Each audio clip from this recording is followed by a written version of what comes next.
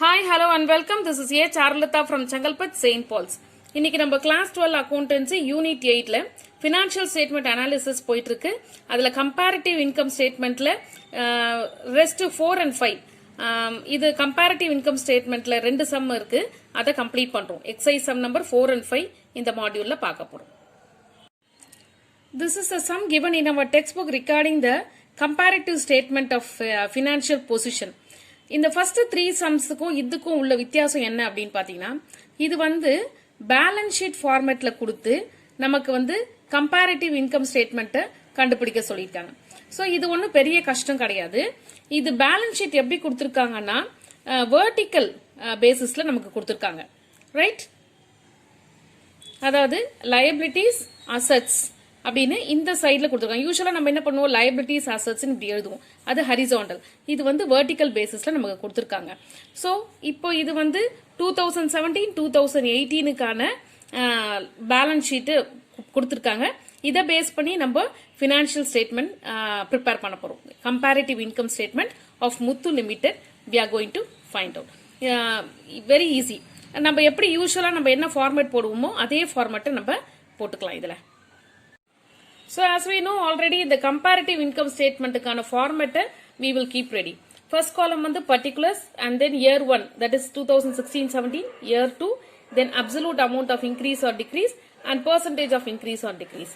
Heading on the comparative income statement of Muthu Limited for the year 31st March 2017 and 31st March 2018. So this will be our format. அதுக்கப்புறம் அவங்க கொடுத்துருக்காங்க இல்லையா, அதே இதை நம்ம இங்க எழுதிக்க வேண்டியதுதான். ஈக்விட்டி அண்ட் லைபிலிட்டிஸும் போட்டு அவங்க என்னெல்லாம் கொடுத்துருக்காங்களோ, இயர் 1ல என்ன அமௌண்ட், இயர் 2ல என்ன அமௌண்ட், இது எல்லாத்தையுமே நம்ம அப்படியே we have to copy down. இப்போ நம்ம கண்டுபிடிக்க வேண்டியது என்னன்னா அப்சல்யூட் அமௌண்ட் தான். இப்போ அப்சல்யூட் அமௌண்ட் நம்ம கண்டுபிடிக்கிறது எப்படின்னு தெரியும். இயர் 1 இயர் 2 நம்ம மைனஸ் பண்ணணும். ஸோ இஃப் இந்த இயர் 2ல வந்து இஃப் இட் இஸ் மோர் அப்படின்னா it is a positive figure. இதை விட இது அதிகமாக இருந்ததுன்னா it is a positive figure. So 4 lakhs இங்கே 4,40,000 இது அதிகமாக தான் இருக்கு. ஸோ இது பாசிட்டிவ் ஃபிகர், பிளஸ்ன்னு போட்டு 40,000 போடுங்க. ஓகே, நெக்ஸ்ட் 1,50,000 இங்கே 1,65,000 இதுவும் அதிகமாக தான் இருக்கு. ஸோ இது positive figure.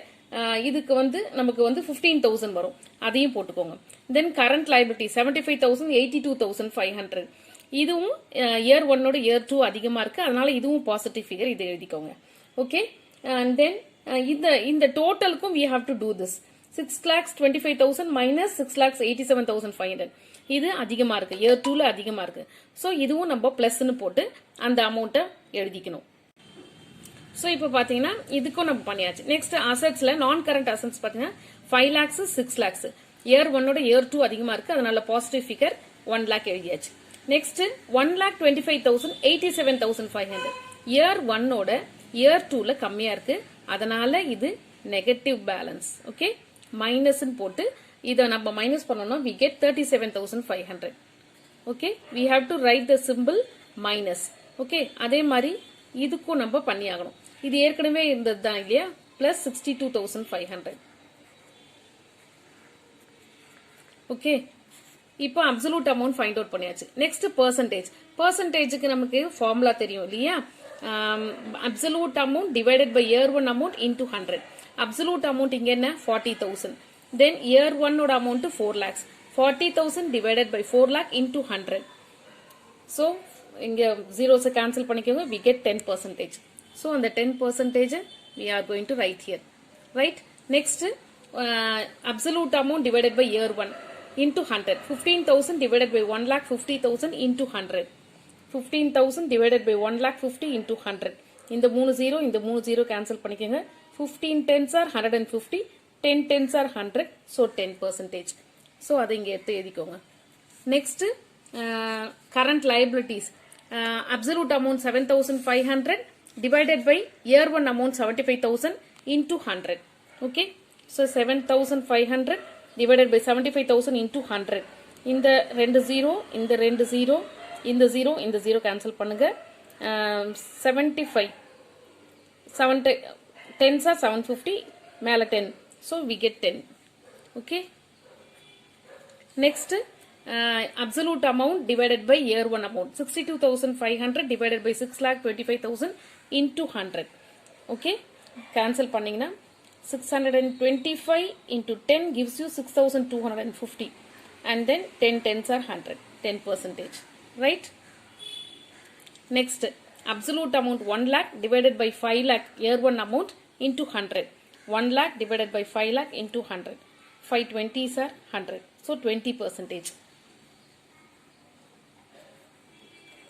Next, year 1 amount, absolute amount divided by year 1 amount.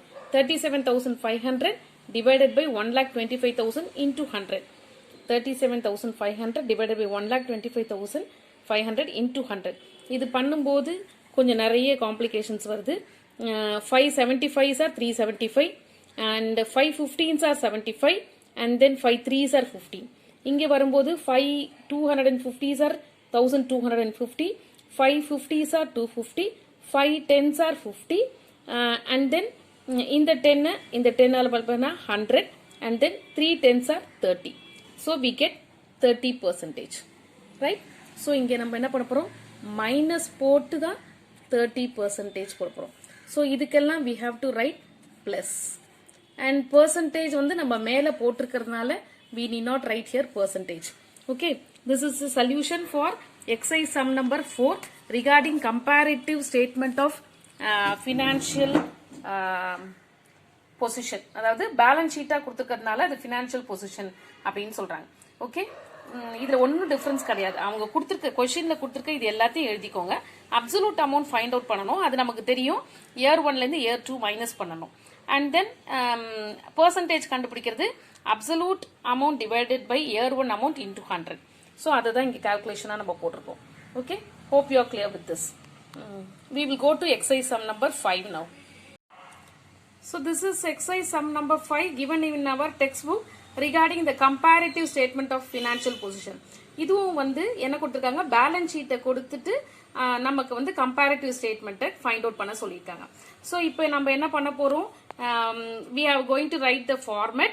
ஃபார்மேட்ல நம்ம இது எல்லாத்தையும் அப்படியே எழுதிக்க போறோம். இயர் 1 அமௌண்ட், இயர் 2 அமௌண்ட் அப்படியே we are going to copy it. Okay, so this is a solution for exercise sum number 5 in the financial statement analysis. இப்போ பாத்தீங்கன்னா இதுக்கான format comparative statement of Kala limited as on 31st March 2017 and 31st March 2018 போட்டாச்சு. So particulars 2016-17, 2017-18, absolute amount of increase or decrease, percentage of increase or decrease. So இது வந்து காலம் 1, 2, 3, 4, 5. Year 1, year 2 absolute அமௌண்ட்ல rupees எழுதுவோம், பெர்சன்டேஜ்ல percentage எழுதுவோம். அப்புறம் நம்ம கொஸ்டின்ல கொடுத்துருக்கிறத we have copied down in year 1 and year 2. Now we are going to find out the absolute amount. Absolute amount கண்டுபிடிக்கிறதுக்கு என்ன பண்ணணும், இயர் 1ல இருந்து இயர் 2வை நம்ம சப்ட்ராக்ட் பண்ணணும். சப்ட்ராக்ட் பண்ணும்போது இயர் 1ஓட இயர் 2 அதிகமாக இருந்ததுன்னா it is a positive figure. So we have to write the symbol plus. So இது plus symbol. 3 lakh 60 minus 3 lakh gives you 60,000. Right? Next 50,000 50,000 nil. ரெண்டு மைனஸ் பண்ணா 0. நெக்ஸ்ட் 50,000 40,000 இயர் 1ஓட இயர் 2 கம்மியா இருக்கு. So இது negative figure 10,000. Right? Next 20,000 12,000 year 2ல amount கம்மியா இருக்கு. So it is a negative figure minus 8,000. Next 4,20,000 4,62,000. So இது வந்து இன்க்ரீஸ் ஆயிருக்கு. இயர் 1ஓட இயர் 2 அதிகமா இருக்கு. சோ இது பாசிட்டிவ் ஃபிகர் மைனஸ் பண்ணா 42,000 வரும் நமக்கு. ஓகே, நெக்ஸ்ட் 2,50,000 2,90,000 இது இயர் 1ஓட இயர் 2 அதிகமா தான் இருக்கு. சோ இன்க்ரீஸ் ஆயிருக்கு, அதனால positive 40,000 difference. Okay, next 50,000 40,000 decrease ஆயிருக்கு, அதனால மைனஸ் 10,000. ஓகே, இது வந்து 80,000 1 lakh இது இன்க்ரீஸ் ஆயிருக்கு, அதனால பிளஸ் 20,000. அண்ட் தென் 4,20,000 4,62,000 இது இன்க்ரீஸ் ஆயிருக்கு. ஸோ இது விட்டுட்டேனா பிளஸ் 40 30 சாரிமா இது வந்து 40,000 32,000 டிக்ரீஸ் ஆயிருக்கு. So minus 8,000.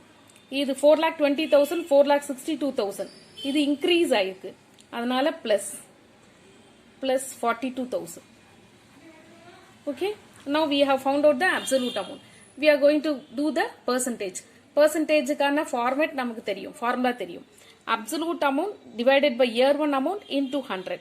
So ஒவ்வொன்றுத்தையும் நம்ம பண்ண போறோம். Absolute amount 60,000. Year 1 amount 3 lakh. 60,000 divided by 3 lakh into 100. 60,000 divided by 3 lakh into 100. இந்த 4 zeros cancel பண்ணிக்கோங்க, இந்த 4 zeros cancel பண்ணிக்கோங்க. 6 5s are 30, 5 20s are 100. So 20%. இது positive figure தான் plus. So we are going to write here plus 20%. Right? அடுத்தது இதுல எதுவும் கிடையாது. So you put dash for that. அடுத்தது பாத்தீங்கன்னா absolute amount divided by year 1 amount. இது வந்து நெகட்டிவ் ஃபிகர். ஸோ இங்கே போடும்போதே நெகட்டிவ் போட்டுக்கோங்க. 10,000 divided by 50,000 into 100. So 10,000 divided by 50,000. இந்த 4 zeros இந்த 4 zeros கேன்சல் பண்ணிக்கோங்க. 5 20s are 100. So 20% minus 20%. அடுத்தது